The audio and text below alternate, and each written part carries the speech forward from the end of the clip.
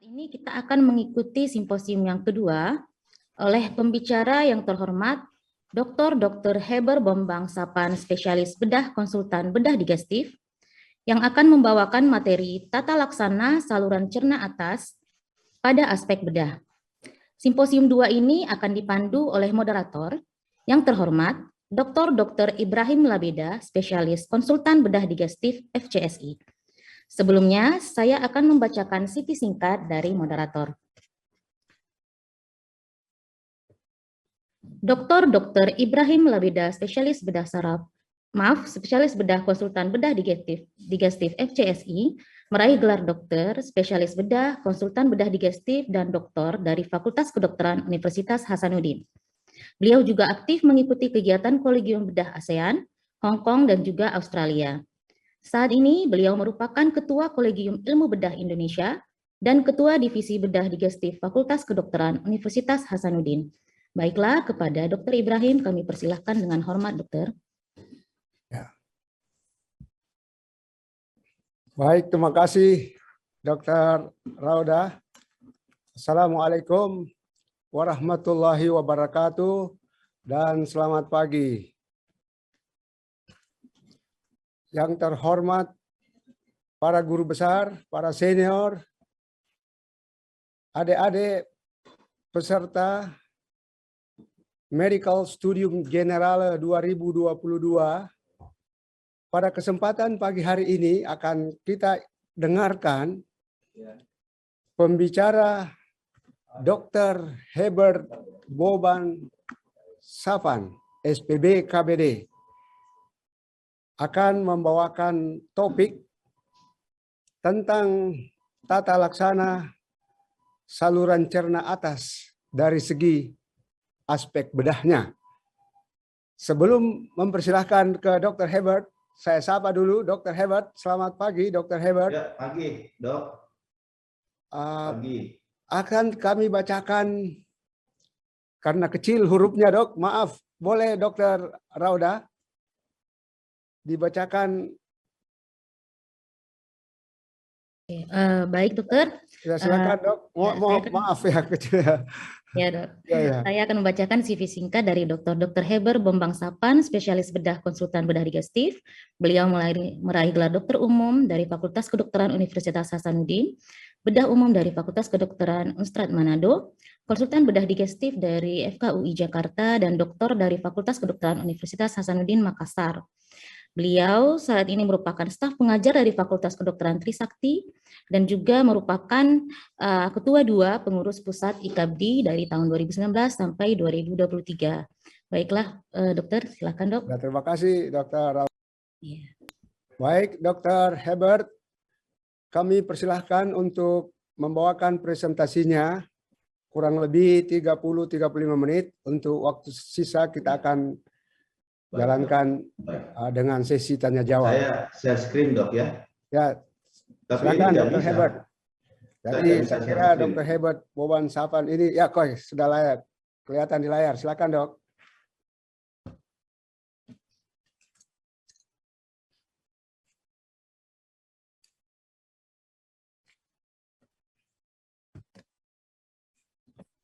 Suaranya belum di-mute.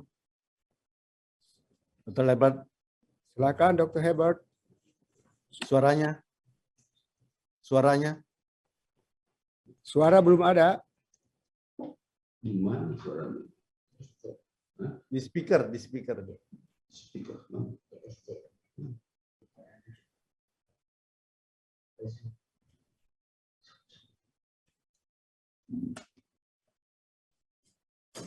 Belum. Ya, sudah ini saya udah. Nah, sudah. Terdengar. Suara saya udah ada. Boleh tahu sambil menunggu Dr. Hebert kepada Dr. Rauda, boleh tahu enggak jumlah peserta kita yang hadir pada pagi hari ini ada berapa ya? 930. 900, Dr. Hebert. Jadi pada pagi hari ini Dr. Hebert akan membawakan. Tidak bisa saya nggak bisa share screen. Nggak bisa. Jadikan host dulu. Bisa dibantu ya sama dikirimkan ke Mbak Dr. Rauda mungkin, Dok? Bagaimana, Sudah bisa, Dokter? boleh dicoba dulu, Dokter, Ya. sudah bisa. Hostnya udah dipindah. Iya. Oh, boleh usul Ya, Prof. panitia dan Ya, teman-teman sekalian. Maaf saya nimbrung. Bila tidak keberatan dari panitia meminta kepada seluruh pembicara share, boleh nggak di-share PPT-nya ke peserta? Boleh, Prof. Tapi itu izin ke pembicara, silakan Mbak. Oh, untuk share ya, Dok. Untuk dibagikan ke peserta kalau peserta yang mau. Kan namanya ilmu, kalau menurut saya sih boleh Bebas. aja. Bebas. Tapi terserah pada pembicara. Ya, baik, Prof. Baik, Prof. Ya. Baik, Prof. Terima kasih Prof atas usulnya. Ya, Dr. baik. Herbert, silakan, Dok. Sudah terdengar suara saya, Prof ya, Dokter. Ya, Moderator, terdengar bagus ya, Dok? belum terlalu jelas, Dr. Herbert, seperti bergema, tapi sudah dengar. Oh iya, baik. Pada hari ini kita akan membicarakan tentang tata laksana saluran cerna. Namun pada kesempatan ini juga saya mengucapkan terima kasih kepada Ketua ID, Dr. Daeng Fakih, Ketua Panitia Stadion Jenderal, Prof. Dr. Fahad, SPTHT, Konsultan, Ketua IKB, Prof.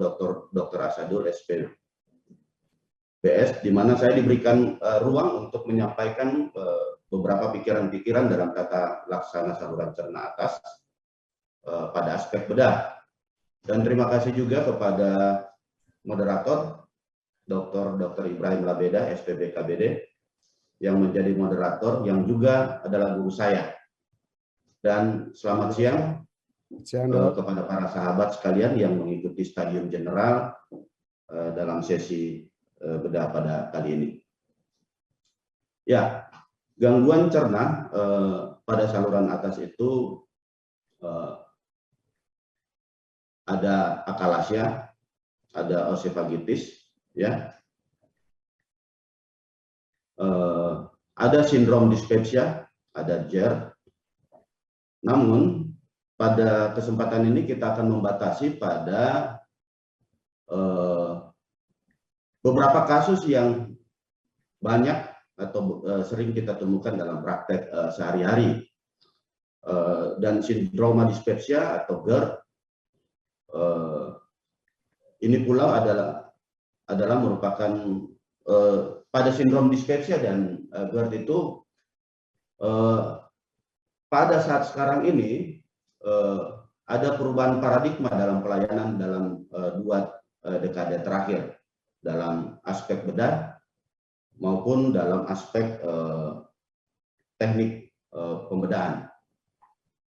Nah, kita tahu bahwa banyak orang mengatakan bahwa dispepsia itu adalah sama dengan MAH. Terminologi ini kurang tepat. Bahkan kita sendiri dokter juga dalam keseharian kita mengatakan dan menganggap bahwa MAH itu pengertiannya sama dengan dispepsia. Kalau MAH sendiri itu bahasa Belandanya itu lambung, ya.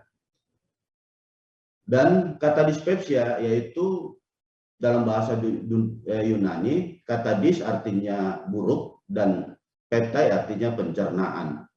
Jadi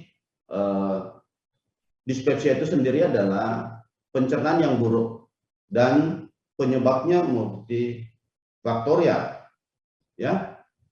Nah, oleh sebab itu, untuk menjelaskan atau memberikan gambaran kepada pengertian tentang dispepsia itu adalah perasaan yang tidak nyaman atau nyeri pada bagian perut bagian atas atau dada bagian bawah. Patomekanisme dari dispepsia itu sendiri atau bagaimana terjadinya dispepsia itu masih belum sepenuhnya dimengerti dan penelitian masih terus dilakukan. Ya. Namun faktor yang dicurigai atau berperan yang menyebabkan dispepsia itu adalah gangguan dari pergerakan saluran pencernaan, berupa keluhan rasa penuh saat makan dan cepat kenyang, mual dan muntah. Nah, atau saluran pencernaan yang terlalu sensitif terhadap asam lambung, asam empedu dan lemak, sehingga keluhan nyeri setelah makan, ada sendawa dan ada rasa mual. Dan stres merupakan gangguan kecemasan dan depresi juga dapat menurunkan kontraksi dari lambung. Ada infeksi Helicobacter, namun itu sangat jarang di Indonesia. Nah, jenis dispepsia itu dapat dibedakan atas berdasarkan penyebabnya dan berdasarkan gejala dominan. Nah, berdasarkan penyebabnya, ada dispepsia tipe organik apabila penyebabnya diketahui dengan jelas, yaitu ditemukan adanya kelainan organ. Contohnya, misalnya MAH kronik, ada tukak lambung, kanker lambung, atau batu empedu, atau ada masalah di liver. Dan yang kedua adalah tipe fungsional, apabila penyebabnya tidak diketahui dan tidak didapati kelainan pada pemeriksaan saluran pencernaan sederhana, atau tidak ditemukan kelainan organ. Nah, dispepsia berdasarkan gejala dominan, itu ada dispepsia tipe ulkus, yaitu keluhan dominannya itu adalah nyeri ulu hati, dan dispepsia tipe dismotilitas, yaitu keluhan yang dominan adalah perut kembung, mual dan kenyang, dan dispepsia non spesifik, keluhan tidak jelas untuk dikelompokkan pada salah satu tipe di atas. Nah, gejala klinik daripada dispepsia itu seperti nyeri, mual, muntah, cepat kenyang digambarkan sebagai suatu dispepsia. Nah, pada dispepsia sering disebabkan oleh GERD dan kelainan pada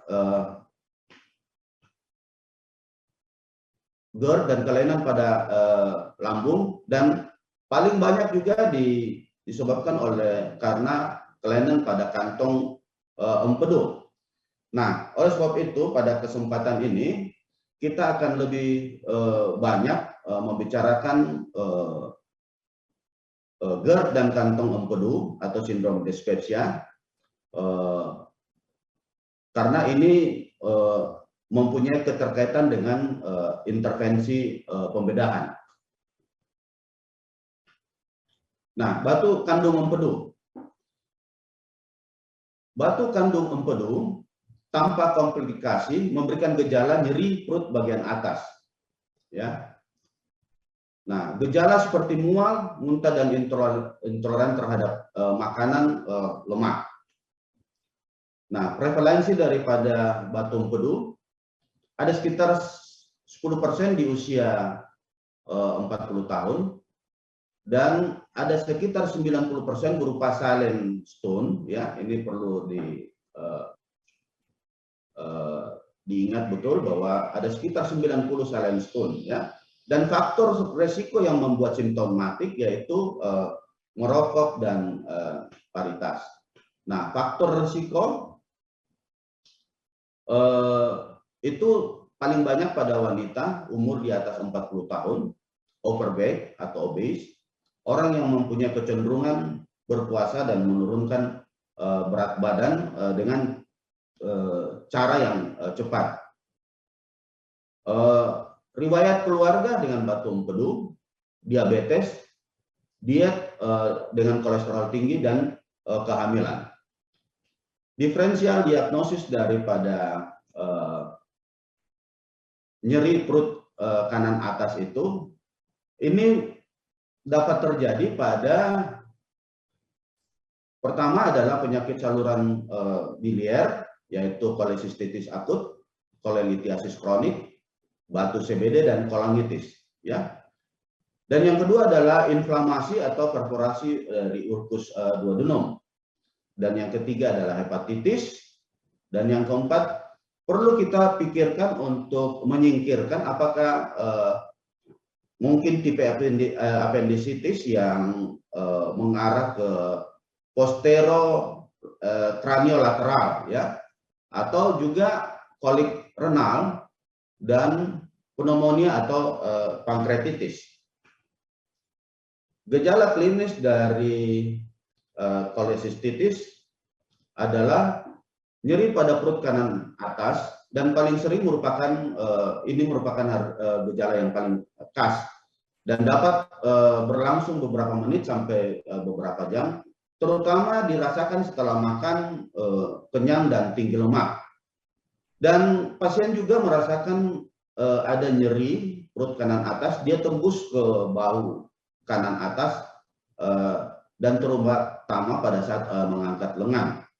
Ini demam ada, mual ada. Nah, kalau pasien udah mengalami itrus, ya, maka kemungkinan batu di kandung empedu sudah jatuh di saluran sehingga melakukan sumbatan pada duktus empedu dan menyebabkan kolangitis, ya, dan dapat berlanjut pada akut pankreatitis, ya. Jadi perlu dipikirkan bahwa kalau dia ada nyeri, lalu sudah ada panas, ya, demam, mual, muntah, nah ini mungkin adalah bukan sekedar gejala dari kolesistitis, kolelitiasis, tapi mungkin sudah berlanjut menjadi kolangitis dan akut pankreatitis. Nah, ini pemeriksaan yang sangat penting untuk kita lakukan, terutama bagi dokter umum, ya, bahwa kita melakukan pemeriksaan Murphy sign, yaitu dengan cara meletakkan tangan kita di bawah arcus costa, lalu pasien diminta untuk melakukan inspirasi dan ekspirasi yang dalam, ya. Nah, untuk melakukan diagnostik, kita butuhkan pemeriksaan penunjang, ya, yaitu pemeriksaan penunjang USG dan CT scan. USG dan CT scan mempunyai keunggulan masing-masing. Kalau USG itu dapat mengidentifikasi semua jenis batu, baik batu opak maupun batu lusen, dan dapat juga mengidentifikasi sludge, lumpur, bahkan pada polip di kantong empedu. Namun pada CT scan ini dia juga lebih kompleks, ya. Dia dapat mengidentifikasi komplikasi dari batu, dapat melihat ruptur kandung empedu, bahkan dapat melihat kelainan-kelainan di bile duct. Jadi USG dan CT scan mempunyai keunggulan masing-masing. Nah, ini CT scan pada pasien yang juga punya USG yang sama, ya. Ini ada batu 0,8, ya. Nah, ini ada batu di kandung empedu, kita bisa lihat, ya. Ya.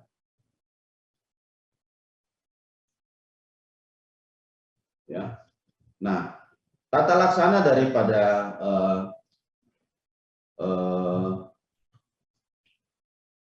batu kandung empedu, ya, ada teori yang mengatakan bahwa batu empedu yang asimptomatik tidak membutuhkan suatu pembedahan, ya. Ini mungkin suatu teori yang lama, ya, karena ada dua mazhab atau aliran yang mengatakan bahwa kalau ada batu atau kalau ada gejala, ya. Nah, kalau ada batu, ada gejala, itu mandatori kita lakukan operasi, ya. Tapi kalau ada batu, tidak ada gejala, kita hanya mengedukasi untuk melakukan tindakan operasi, ya. Nah, sebab walaupun tidak punya gejala, tapi kita sudah lihat batu, di kemudian hari pasti dia memberikan gambaran atau gejala yang pada batu empedu, yaitu nyeri perut kanan atas, ada mual, ada suka sendawa, dan terasa begah. Ya, tapi kalau tidak ada batu, tapi ada gejala, itu pun juga kita harus edukasi, sebab pasti ada kelainan di dalam kantung empedu. Tapi kalau tidak ada gejala, tidak ada batu, ya kita tidak mungkin melakukan intervensi pembedahan. Nah, oleh sebab itu mungkin teori saya harus sampaikan ini juga, bahwa ada yang mengatakan dan banyak pemahaman di dokter umum kita bahwa ya kalau memang ada batu kita lakukan USG tapi tidak ada gejala, ya kita tidak perlu rujuk di dokter bedah. Oleh sebab itu banyak tertahan pada lini pertama dalam pelayanan kesehatan kita. Nah, oleh sebab itu sambil menunggu untuk kita lakukan pembedahan, kita berikan diet rendah lemak, ya. Dan ingat bahwa pemberian Urdafak atau ursedo oxycolic acid itu secara umum tidak ada manfaatnya. Jadi katanya ini adalah penghancur batu. Nah, jauh lebih berbahaya kalau kita memberikan obat-obatan demikian, karena kalau penghancur batu dia turun ke saluran CBD, justru akan dapat memberikan obstruksi pada saluran biliar, dan itu dapat menyebabkan peningkatan bilirubin dan dapat juga mengakibatkan pankreatitis. Nah, oleh sebab itu sebaiknya kita tidak sarankan untuk melakukan pemberian obat-obatan tersebut. Nah, oleh sebab itu teknik pembedahan ada dua: operasi terbuka kolesistektomi atau operasi minimal invasif laparoskopik kolesistektomi. Nah, ini ada dua operasi ya, laparoskopik kolesistektomi kita lihat bahwa, dan operasi terbuka. Kedua jenis operasi ini mempunyai keuntungan dan kerugian tergantung dari masing-masing dokter bedah. Dan saat ini laparoskopik merupakan standar emas untuk melakukan kolesistektomi, namun di beberapa layanan kesehatan tidak ditanggung oleh BPJS. Tetapi di tempat saya dulu di rumah sakit di pinggiran kota Jakarta malah ditanggung oleh BPJS, ya. Nah, ini adalah operasi laparoskopik kolesistektomi di mana kita melakukan pembebasan dari peritoneum gallbladder, ya. Jadi kita bebaskan lemak-lemak di sekitar ductus cysticus yang akan kita ligasi. Tapi yang terpenting itu adalah melihat neck daripada atau leher daripada ductus cysticus, sehingga kita betul-betul aman untuk melakukan klip pada ductus cysticus dan arteri cistica. Ini kita satu sekaligus karena kita tidak mengidentifikasi ductus dan arteri cistica. Ya, lalu kita potong dengan aman, ya. Lalu kita angkat kandung empedu dari liver bed.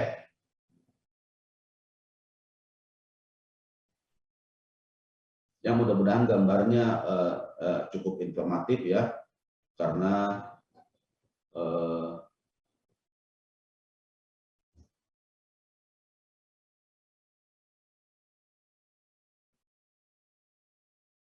ya, ini kandung empedu udah bebas dari liver bednya, dan kita melihat tidak ada perdarahan, dan oleh sebab itu kita selesai operasi. Nah, kita bicara tentang GERD, ya. GERD adalah suatu penyakit yang disebabkan oleh refluksnya isi lambung ke bagian esophagus bagian bawah, ya. Dan GERD adalah satu penyakit yang paling umum dan mengganggu kualitas hidup jutaan orang ya, sangat banyak orang terganggu oleh diagnosa GERD ini. Nah, gejala yang awal itu pertama-tama adalah timbul rasa mules, mual dan nyeri dada. Dan kebanyakan GERD ini diberikan terapi empiris dengan memberikan PPI dan tidak menjalani pemeriksaan diagnostik. Ya, ini paling banyak ini di lini pertama, baik di puskesmas maupun di klinik-klinik dokter umum. Jadi pasien datang dengan rasa mules, mual, nyeri dada. Ya, ini merupakan satu tanda awal daripada GERD, sehingga diberikan aja PPI dan beberapa terapi empiris lainnya tanpa melakukan diagnostik. Nah, oleh sebab itu, jika berkelanjutan dapat timbul gejala yang lebih serius atau biasa kita sebut dengan alarm sign. Nah, alarm sign itu dapat berupa heartburn ya. Nah, ini harus kita hati-hati karena nyeri dada itu dapat juga overlapping dengan nyeri pada jantung iskemik ya.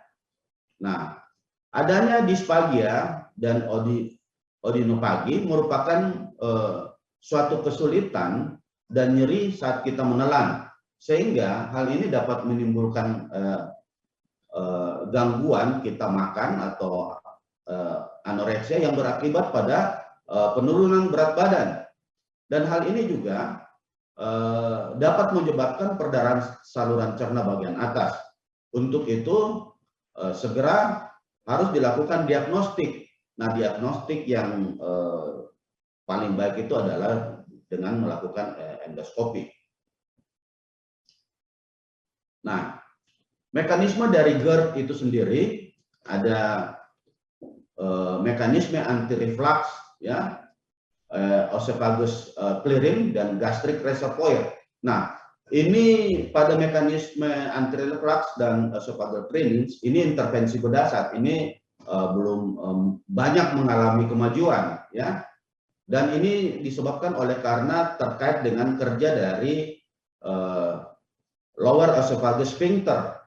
Tapi pada gastric reservoir di mana kita sudah mulai melakukan minimal invasif, maka ini pun juga sudah dikerjakan oleh dokter bedah, yaitu dengan melakukan plikasi daripada gaster, ya, atau sama dengan slip vertikal gastrectomy. Jadi untuk mereduksi atau mengurangi permukaan dari gaster sehingga produksi dari gaster itu tidak berlebihan.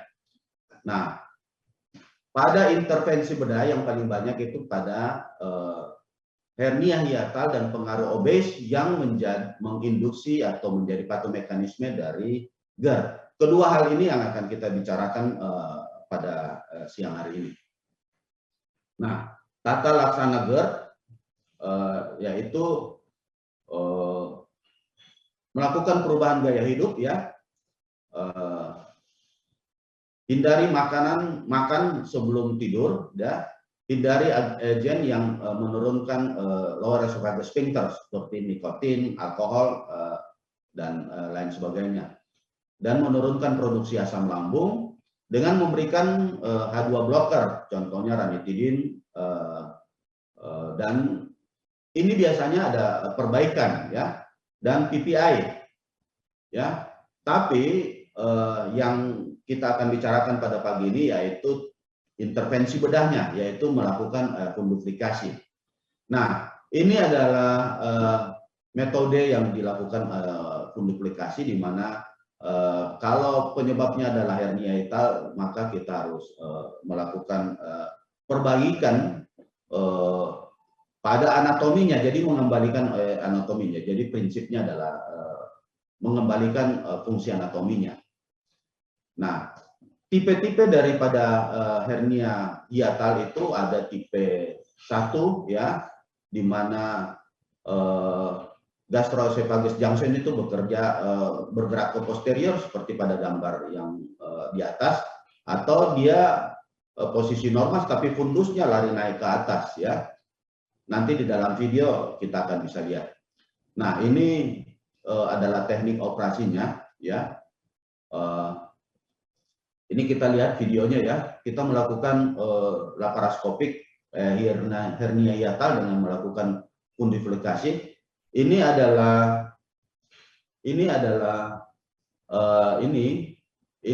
defek daripada hernia hiatal ya.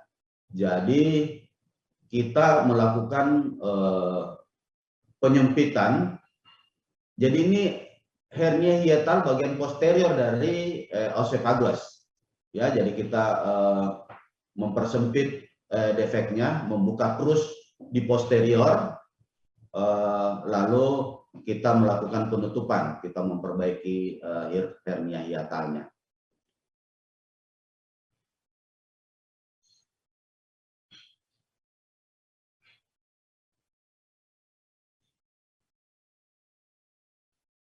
Ya, ini kita lakukan funduplikasi ya.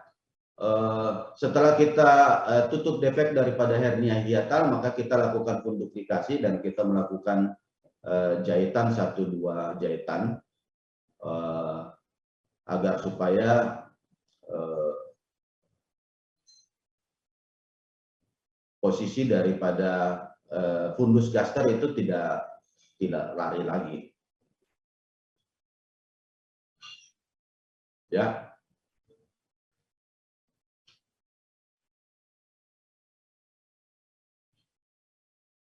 Nah,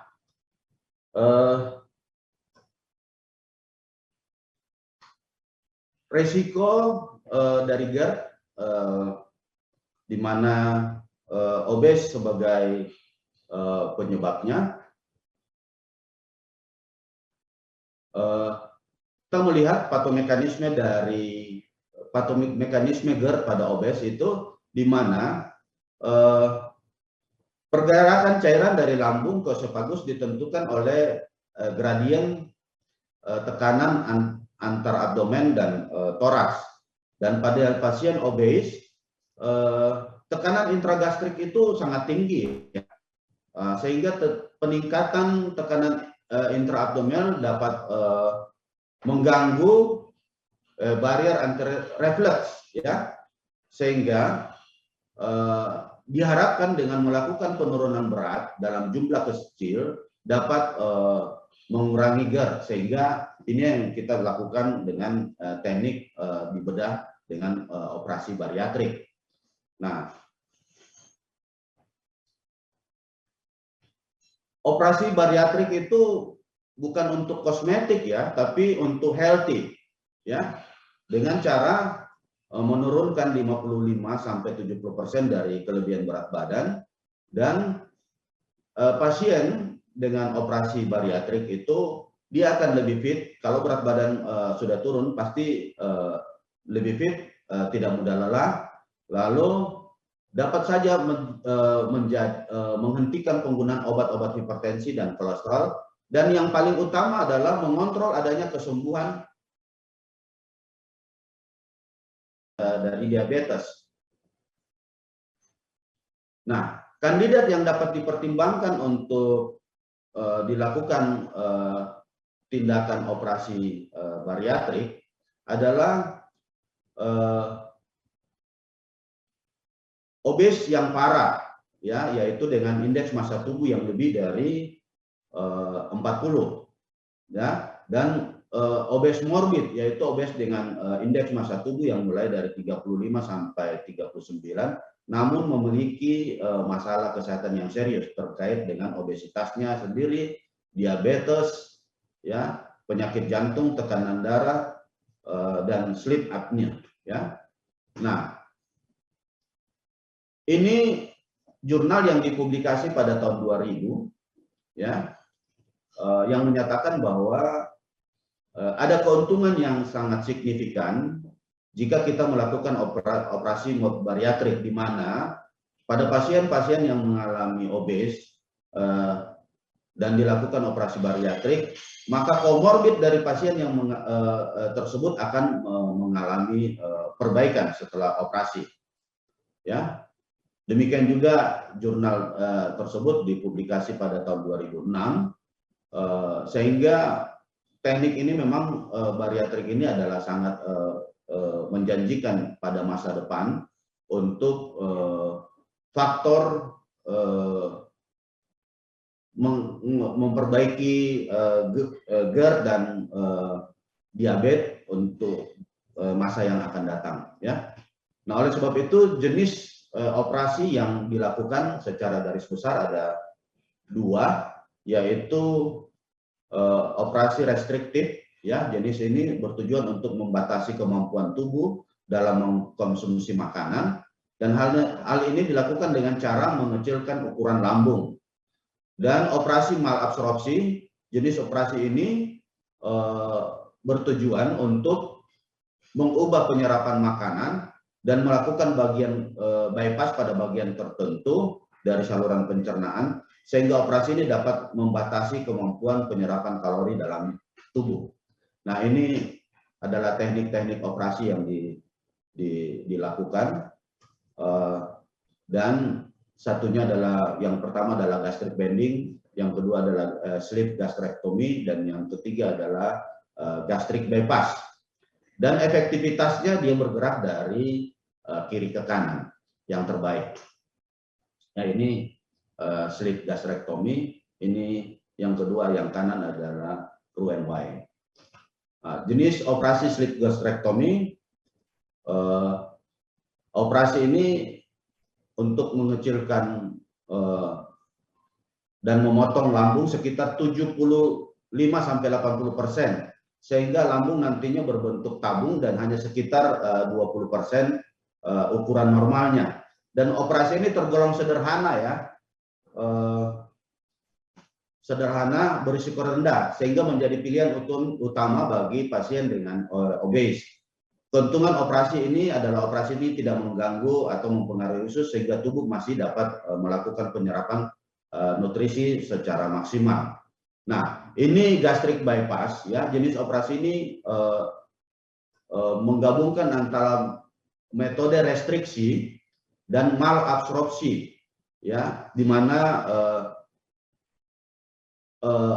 makanan itu tidak melalui lagi duodenum, ya, di mana kita ketahui bahwa duodenum itu serapan glukosa sangat tinggi, dan kalau dia tidak melalui dari duodenum, maka akan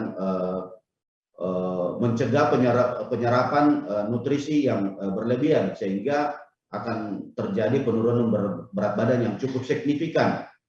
Nah, ini jenis operasi yang kita lakukan, ya, sleeve gastrectomy. Ya, ini GERD, pasien GERD, ya, pasien GERD yang obes, ya, kita bisa lihat itu, ya, yang ini hernia hiatal ini, ya, jadi ini hernia hiatal, ya, ini, tapi dia hernia hiatal di bagian anterior, ya, jadi yang tadi di posterior, ini di anterior. Jadi ini pasien dengan GERD, wanita umur 35 tahun, obes selama 7 tahun, ya, dan GERD 3 tahun, ya. Jadi pasien ini obes, GERD, dan ada hernia hiatal. Kita melakukan sleeve gastrectomy. Ini sementara kita bebasin krus anterior, ya. Nah, ini kita sementara potong lambungnya, dan ini ada defek yang sudah bebas yang nantinya akan kita jahit, ya. Kita perkecil defeknya. Ini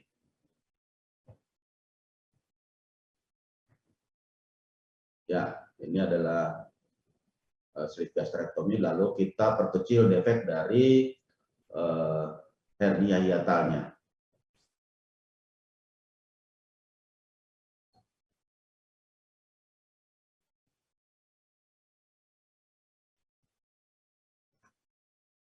Jadi tadi di bagian posterior ini kita melakukan revisi hernia hiatal di bagian anterior dari gaster.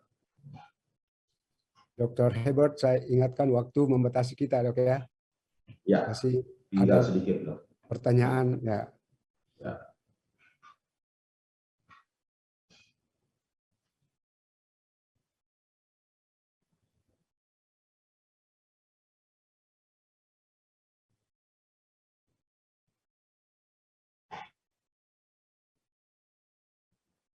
Ya, ini sudah selesai operasinya.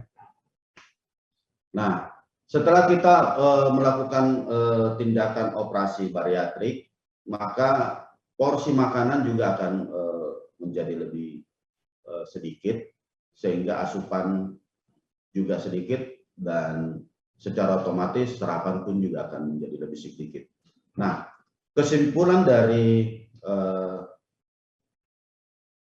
materi yang saya sampaikan ini adalah bahwa sindrom dispepsia itu dicari kausanya dengan melakukan pemeriksaan penunjang, dan batuk kandung empedu asimptomatik sebaiknya dilakukan operasi karena berisiko untuk berkontribusi pada penyakit lainnya, ya.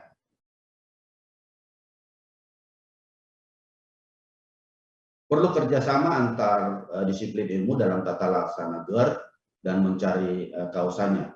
Dan GERD dengan kelainan anatomi sebagai kausanya sebaiknya dilakukan intervensi pembedahan. Kita tahu bahwa terapi medikamentosa dalam tata laksana GERD juga berkembang pesat, namun perlu dilakukan revisi jika terkait dengan kelainan atau anatomi. Dan operasi bariatrik sekarang ini bukanlah suatu kosmetik karena obes, tapi karena kesehatan, ya, karena dapat dengan mereduksi banyak komorbid yang ada pada pasien, itu dapat mengalami perbaikan. Dan operasi gastrik bypass perlu menjadi pertimbangan di kemudian hari untuk pasien dengan DM tipe 2.